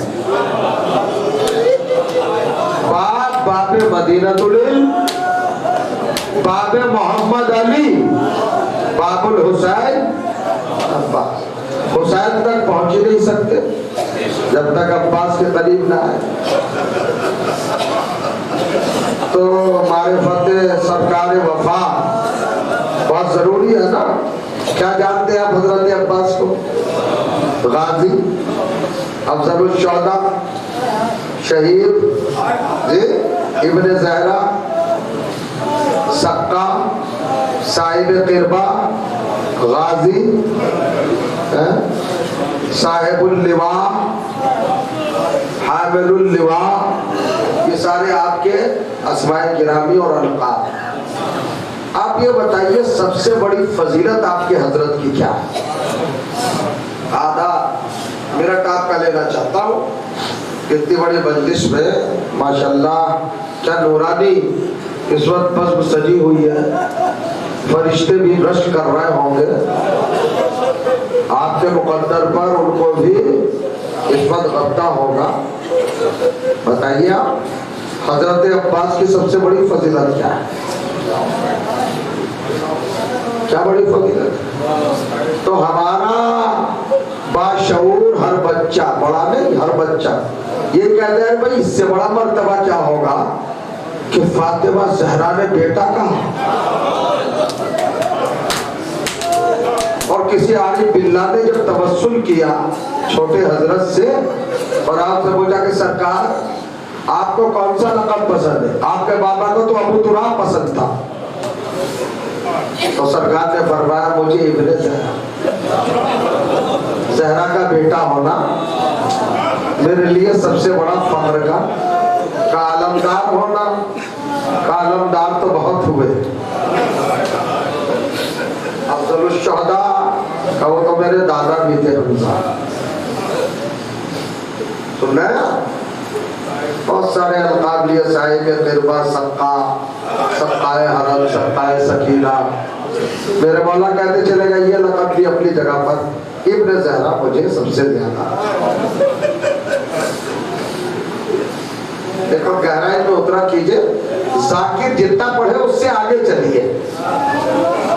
کمال سماعت اور معرفت کا حسن تو اسی وقت ہے کہ ذاکر جو پڑھ رہا ہے اس سے آگے آگے چلے. ابن زہرا ہونا بڑا لقب ہے یا نہیں؟ یہ کس کی فضیلت ہے؟ جناب عباس کی. لیکن جناب عباس نے کہا اس سے آگے ایک اور منزل ہے. اور یہ کہہ کر خاموش ہو گئے. اس عارف باللہ نے قلم رکھ دیا کہ اب میں آگے نہیں بڑھ سکتا، وہ اگلی منزل کیا ہے. لیکن جب میں نے تلاش کیا تو مجھے وہ اگلی منزل ملی. میں ممبر پہ کہہ رہا ہوں خوش نصیب ہوں، مجھے وہ اگلی منزل مل گئی جہاں حضرت عباس اشارہ کر رہے تھے. وہ اشارہ کیا تھا؟ لوگ یہ سمجھتے کہ فاطمہ نے بیٹا کہہ دیا تو یہ عباس کی فضیلت ہے.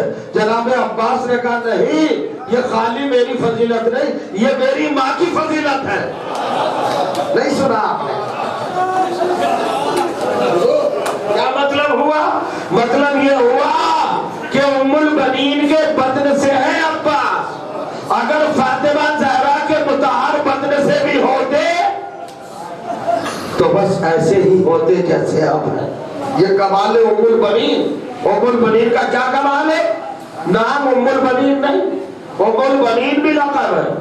4 بیٹوں کی ماں،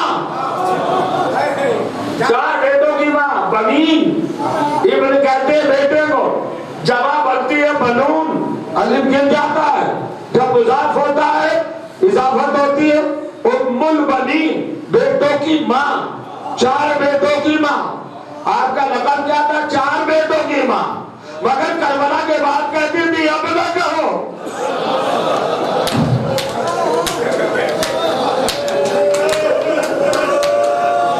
ماشاءاللہ جزاک اللہ. آپ کی آواز میں بولے. اصل نام کیا ہے شہزادی کا؟ فاطمہ کلابیہ، شیروں والے خاندان کی فاطمہ.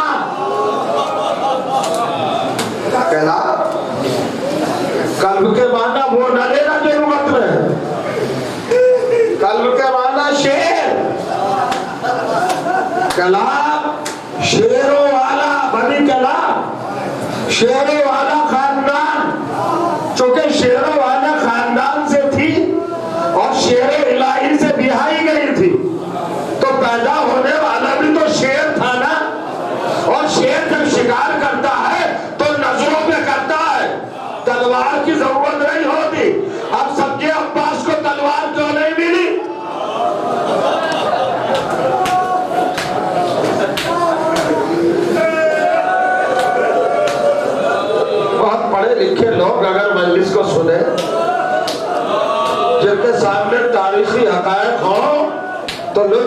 والا ہو جائے، مگر ہماری ذمہ داری دوہری ہے، بتانا بھی پڑتا ہے اور زیادہ تک پہنچانا بھی پڑتا ہے۔ غور کریے گا، عجیب منزل ہے، شیروں کے خاندان کی بیٹی جب حرم مرتضوی میں آئی، شریک حیات علی، کیا مرتبہ آئی دلہن بن کر، تو روایت کہتی ہے کہ جیسے ڈیوڑی پر پہنچی تو محمل سے اتری اور ڈیوڑی پر سر رکھ دیا سجدے میں، سجدہ شکر کرنے کے بعد اٹھی، اٹھنے کے بعد کہا میرے سرتاج میرے مولا، کہا عمر بنی کیا بات ہے فاطمہ کلامیا، کہ یہ بتائیے بنت رسول کا مزار مقدس کدھر ہے؟ فاطمہ زہرا کی قبر مطہر، مولا نے اشارہ کیا، وہ جناب ام البنین نے انگلی سے زیارت پڑھی اشارہ کر کے، اور بتاؤ کا شہزادے آپ کے بابا کی قسم میں آپ کی برابری کا جذبہ لے کے نہیں آئی ہوں، میں آپ کے بچوں کی خادمہ بن کے آئی ہوں۔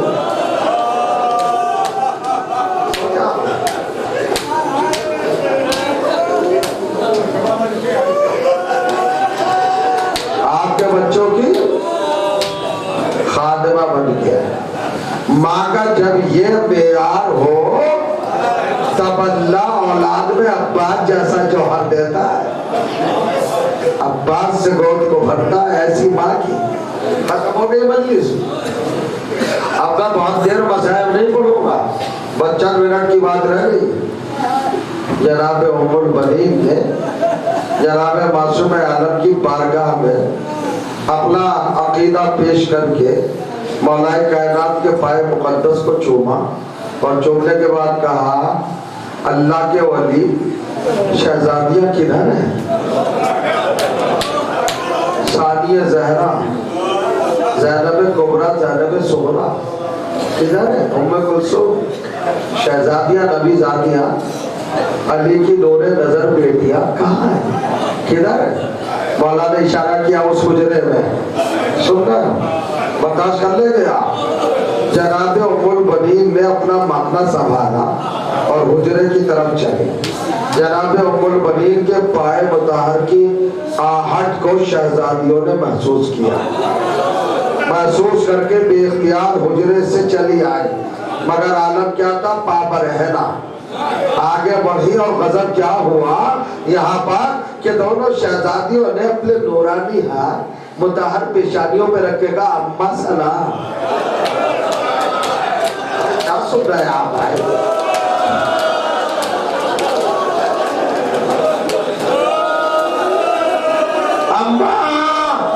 اماں سلام، جیسے یہ کہا شہزادیوں نے، روایت کہتی ہے کہ جناب ام البنین زینب و کلثوم کے قدموں پر گر پڑی۔ ارے شہزادیوں کیا قیامت کر دی، میں تمہاری نوکرانی بن کے آئی ہوں۔ ثانیہ زہرا،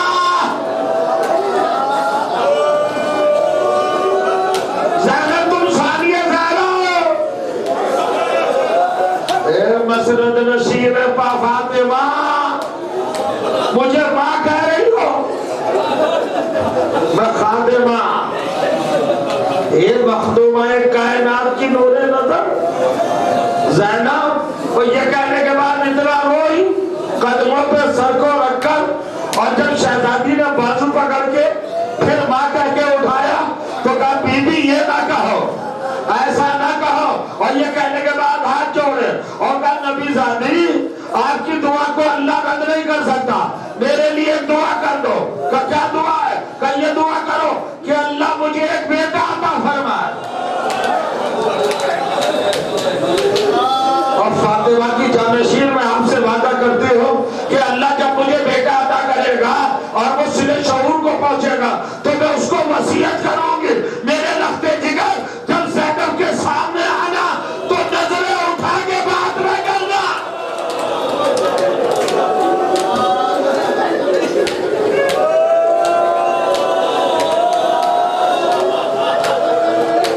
ایک وصیت، ثانیہ زہرا رونے میں بھی تکلف فرما رہے ہیں، آپ کو مقصد تخلیق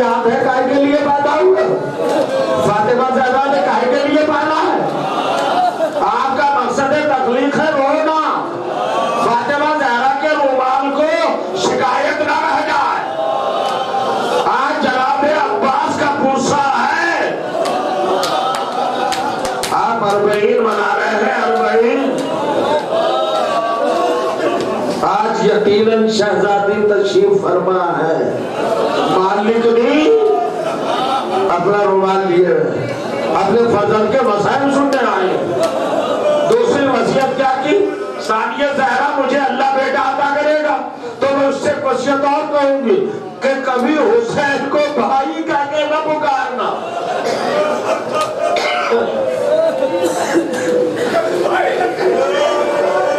ثانیہ زہرا کو شہزادی کہنا، حسین کو آقا کہنا.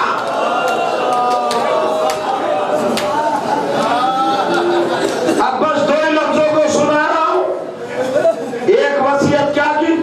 جب زینب کے سامنے آنا تو آنکھیں اٹھا کر زینب کے چہرے کی طرف نگاہیں نہ کرنا عباس، اور اپنے آقا کو کبھی بھائی نہ کہنا.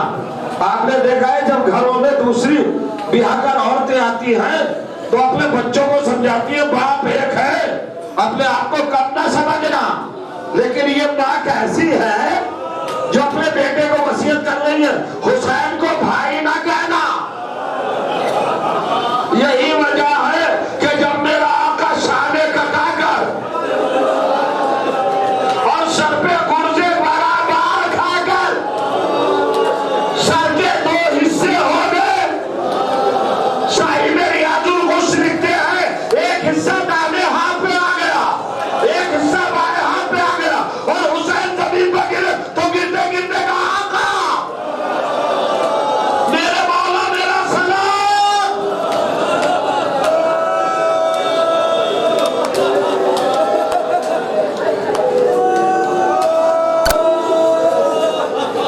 حسین کمر پکڑ کے چلے آئے عباس کی لاش پر. آنے کے بعد سر کو اٹھایا اپنے زانوں پہ رکھا. حضرت عباس نے محسوس کیا زانو امامت فرق کا بالا، یہ سر غلاموں کی جگہ نہیں ہے. اپنے قدموں میں سر رکھے حسین نے دہن پر دہن رکھ دیا. میرے بھئیہ